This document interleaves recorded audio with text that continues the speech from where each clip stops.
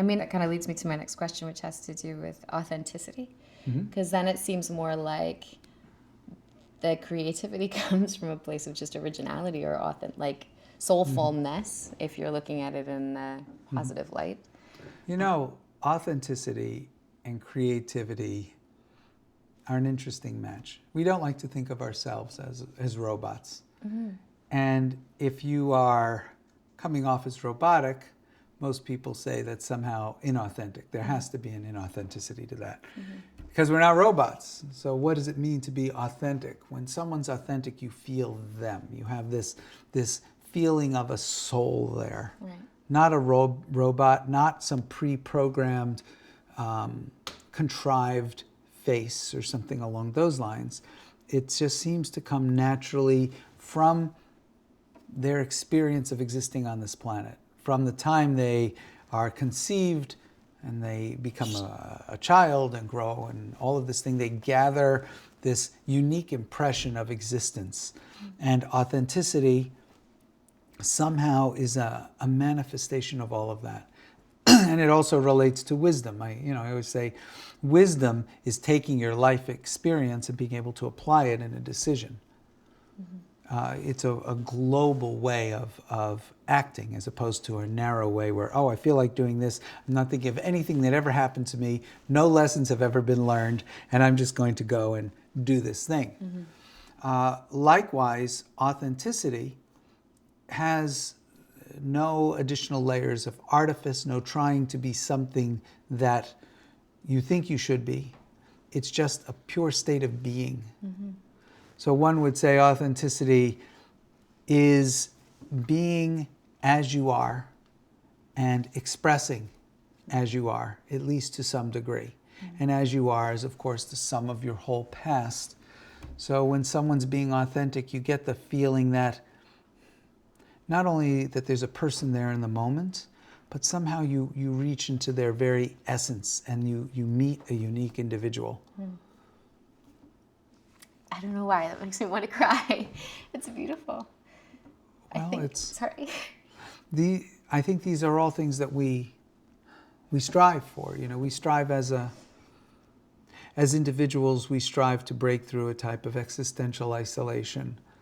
We want to touch someone. We want to know that other people have souls. We want to experience this. We want to experience connection, things like what we call love, and compassion, and even something like, as I say, connection or rapport. Some people call it an energy or whatever, but now we're not talking to a machine. Right. We're talking to another human. And even if that human is a machine, somehow we imbue it with we even ask the question, is this thing alive? Is this thing thinking? Yeah. Okay. So. But why do you think that's so emotional for me? Yes. I don't know. I think because it seems like it's something that I feel like I want it, authenticity, and I think. What do you want about authenticity? I think that there's a relaxed kind of exchange that happens between people when there's no pretense. And it seems like to me those are like the most moving, most meaningful, most important moments in life. I'm not disagreeing with you, but why? Yeah, it's funny. I mean, it feels like, in a silly way, it's like that's where love is. Like that's where I guess it's the existential thing. Like it feels like two souls can like come together without any sort of barrier or boundary, and somehow there's completion or not aloneness or a transcendence in some way that feels like it's the root of my motivation in a lot of all the things that I do in life. And I guess that's probably part of the reason why I have such an obsession with like art and creativity and things like that, because it feels like the sole purpose of those things is to generate that kind of an experience for people.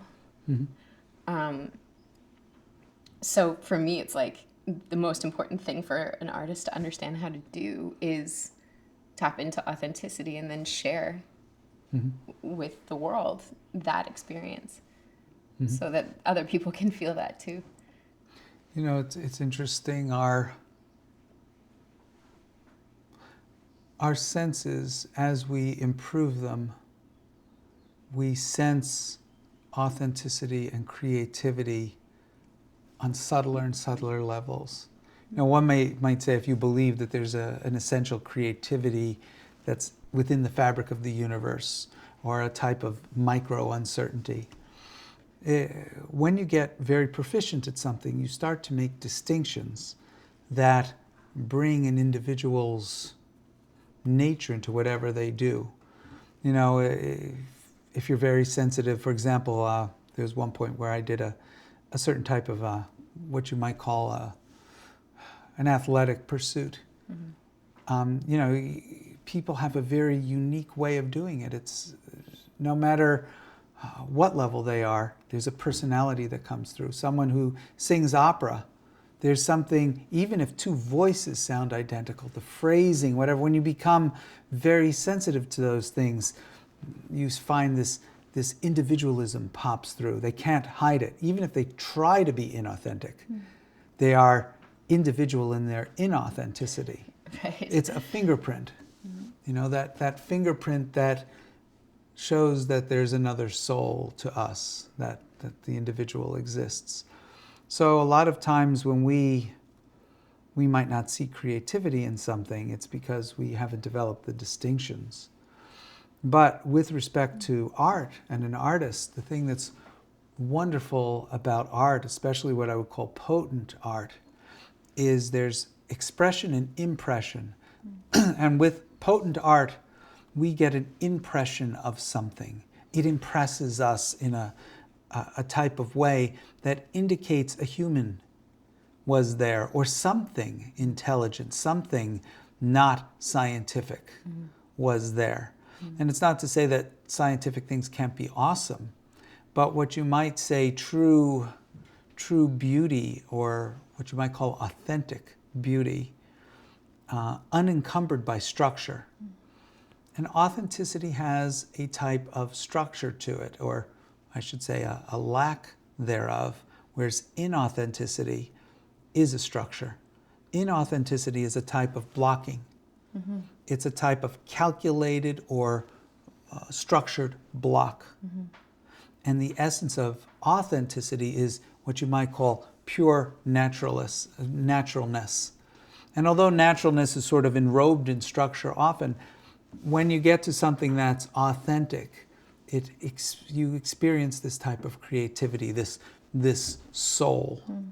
And a soul, it's not necessarily the soul of the human, it's a soul of a living thing, you know. So you can have, you know, a lawn that is manicured a certain way and very, very precise, or you could have wildflowers.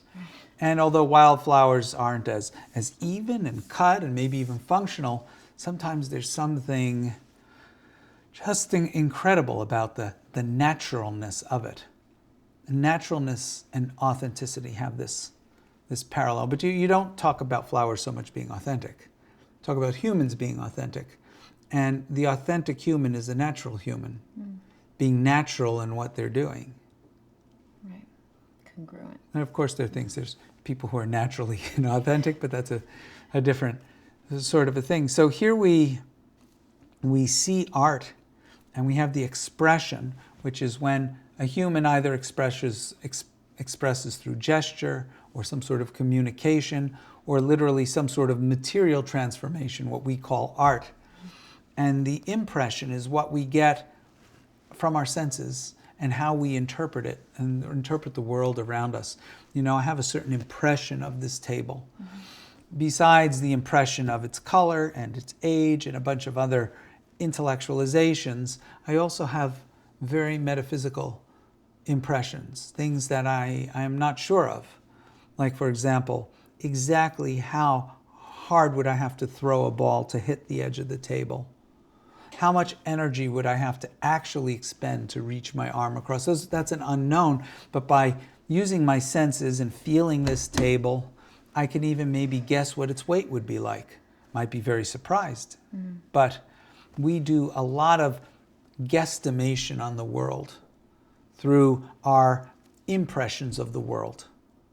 And that's very important, because when I have an impression of something that's art, it allows me to project a type of creativity, a type of authenticity of the person that created that art.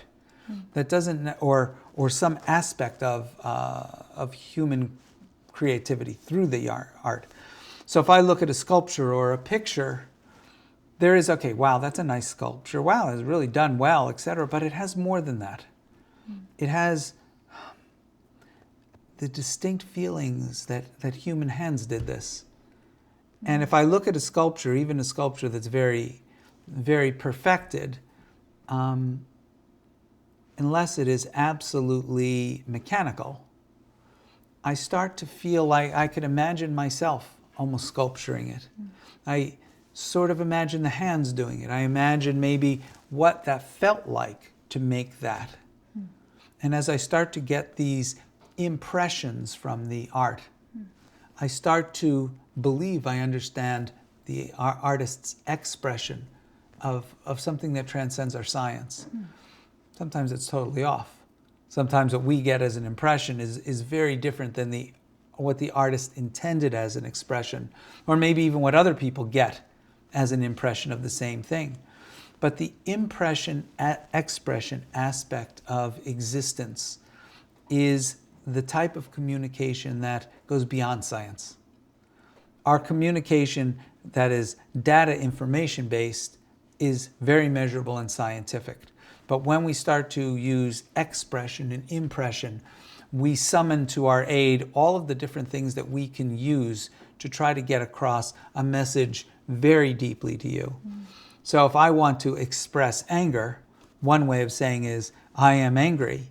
Another way is to rile my body into an angered state and do 100,000 little things that indicate anger. And a lot of them you get. I don't realize I'm doing them. You don't realize you're getting them. But the impression wells within you. Wow, he's angry. Sometimes we can't even put our finger on it. And it is the most complex constellation. Now, of course, you can do that and not do as much of a constellation. You know, how much there's an initial constellation of anger, and that humans in general have a type of constellation that we identify as anger. And then how they rally their body around that has to do with an expression of the self. So it's as if these very fundamental human things that we do are the foundation of not only the expression of anger, but that individual's anger, and actually hint at the nature of that individual's soul. Does that make sense? So authenticity is congruence of expression.